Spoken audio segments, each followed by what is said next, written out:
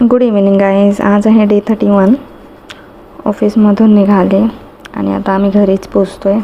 हे बघा गाईज, माझ्या नवऱ्याने पास्ता वगैरे घेतला आहे. आज मला खूप भूक लागली होती ऑफिसमधून सुटल्यावर, म्हणून मी माझ्या नवऱ्याला सांगितलं होतं पास्ता बनवायला. सो तो आत्ता माझ्यासाठी पास्ता बनवतो आहे.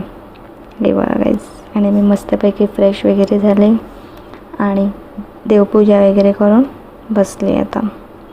हे बघा गाईज, देवपूजा पण झाली आहे माझी.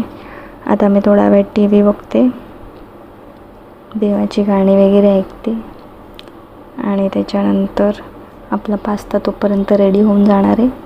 मग आपण ते खाऊया. हे बघा गाईज, पास्ता रेडी झाला आहे. त्याच्यानंतर जेवण वगैरे सगळं झालं. नंतर आता आम्ही आलो आहे वॉकला आणि मस्तपैकी आईस्क्रीम खाल्ली आहे आज. हे बघा गाईज, तर असा होता माझा आजचा दिवस. चला बाय.